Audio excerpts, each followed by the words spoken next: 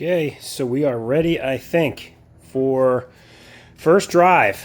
I'm not sure how I'm going to paste all these videos together, so I'm not exactly sure what you saw before this, but I've got all the little things done that were holding up first drive.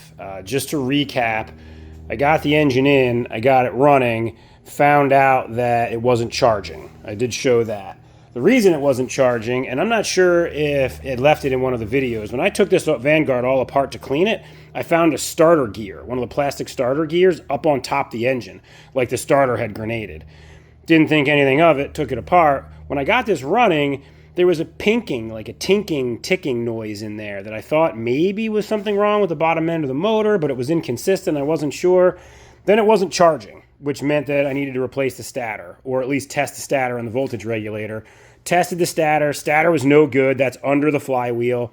So I took it apart, found the stator broken. I don't remember if I videoed the actual broken stator, but I think I definitely showed taking it apart. It was broken, and what I found in there was this guy banging around underneath the flywheel. This is what destroyed the stator. And then upon further inspection of the other starter that I had, that's also a piece of the starter. So when the starter grenaded, it kicked that gear up, but the bushing under the gear went behind the flywheel, ground up the stator, no charging. So put on an Amazon stator, Amazon voltage regulator, boom, charging.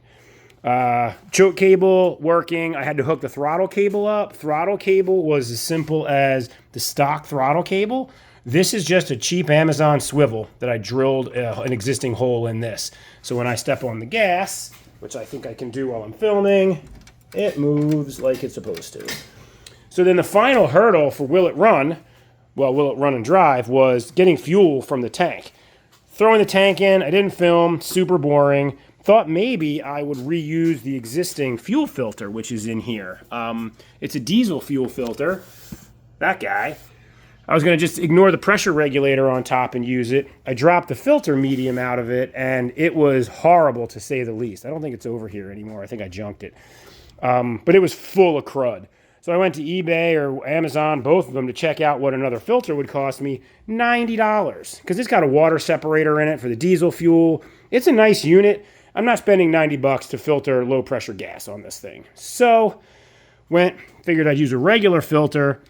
Went to hook it up to the existing fuel pump that was on here. Of course, because everything I touch is broken with this. This is the original fuel pump. I took it apart to see the failure. The failure was this diaphragm has a hole in it. So, fast forward, Amazon fuel pump, hooked it up, primed it, got fuel now. This is nice and full. I don't love the way this is routed. I'm sure if people are going to comment, that's what they're going to say. It's kind of close. It is kind of close, but it's a fixed here, and it's a fixed here. It cannot move into the drive shaft. But like you guys, I don't love it either. But while I'm checking to make sure it's good, I want to make sure I have good visibility for it. Should be fine. I got fresh oil in it. Air cleaners hooked up for the clutch unit. I put a battery in it, Amazon or Walmart's finest. And that's pretty much it, guys. Like, I got the tires back on it. All that's really left to do is fire it up and drive it. So as far as firing it up goes, I put my choke cable here. Oh, something else I did. I wired this switch in here to the kill switch for the magnetos. That way, I can turn it off with the key, and it turns off the fuel solenoid, and it runs for 2 or 3 seconds and then shuts off. But if I wanted to be able to kill it quick, I wanted to have that function. And if anybody needs to know, that's the yellow wire on these motors. So choke on, we're gonna give it key. We got lights for oil pressure. Okay, she's running. Choke off. Choke actually off. Come on, get in there. There we go. I gotta work on that choke cable a little bit. But yeah, that's it. So it runs. It starts, it moves. The only question now is, will it drive? Obviously, I need headlights. This one's okay. This one was grenaded, and that one's obnoxious. But yeah, I'm going to get things moved around and come back, and we will do a first drive video. So let's see if this thing will run. and drive under its own power for the first time in a long time. I don't know exactly how long it was off the road for, but the guy told me it had been broken for at least 3 years. You know, I don't know how much longer than that, but you know, we know all the trials and tribulations. If you've been watching the series, you know it was a broken crank and a diesel engine. Sort of ironic, we'll be driving past the pile of diesel engine detritus that came out of it, and I decided to put a piece of the broken crank up here by the bullhorns, which I did not install, just for, you know, nostalgia's sake. So if we get in, oh man, the interior in here is still a little gross. Let's see if we can start it without any choke. And we can. So, it's in high speed right now. Turn the lights off. We are in, oh, that's the diff lock. The front diff is unlocked. All right, it might be a little weird getting off of the lift that we're on. That's been a constant source of trouble, but feels like we have brakes. Let's put it in gear. Oh boy, she moved. And she popped out of gear. Oh, there we go.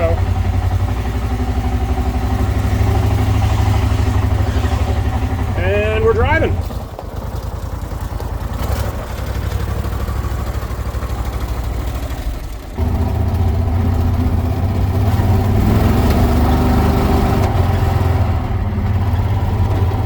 Nothing's exploded yet. It seems like it's got plenty of power like this.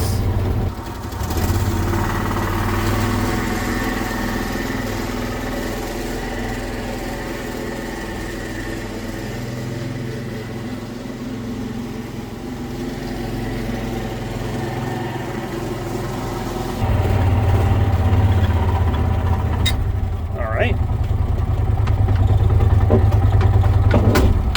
Whew. So we know that works. Let's put it back in high. Let's try four-wheel drive. I think that's down here. All right, supposedly that should be it. Well, it doesn't seem to be making any noises. There goes my dog.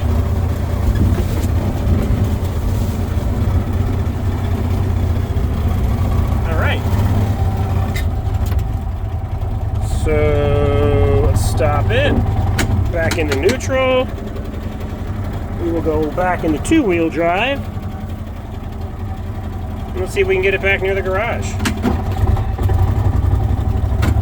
Oh, popped out again. I'm actually going to put it in low because it's easier to drive. I have to check the linkage for that shifter. It seems like it wants to pop out a little bit.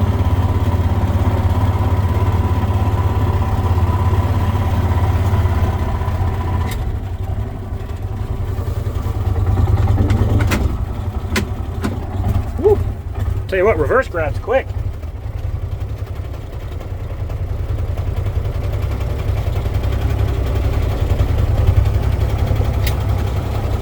All right, so it drives. Let's see if we can shut it off. Oh yeah. I don't hear any weird bumps or clunks. It does feel like getting it in and out of gear when the engine's a little bit revved up. It kind of sticks a little bit. But otherwise, I mean, that's it for the repower. It's done. Everything works. The only thing left now is stuff that I don't know if you guys want to see or not. You'll have to let me know. I mean, I started cleaning off all the ghetto camo that was on here, but I need to clean these side windows. The side windows and the back window are plastic, so they're going to be tougher to clean. Paint this. I got new headlights, LEDs that I'm going to install to put actual headlights on to go along with that ridiculous light up there. I have to reinstall the doors and paint those. That's over there. I've got to put the bed back on, and I've got some repairs to do on the bed. The bed's it's in good shape, but you know, you can see the daylight right about there. So I got a little bit of work to do on the bed. You guys let me know. Do you want to see that stuff? It's easy enough to film. I can. I just don't want to go through the effort of filming it and have people be like, no one cares. We saw it run and drive. The alternative to that is the next thing I film is the Beetle. This is waiting in the wings for us to start that project. So yeah, as always, you know, I really appreciate when you guys comment and subscribe and like the videos. If you see anything in this series that you thought could be done better, let me know.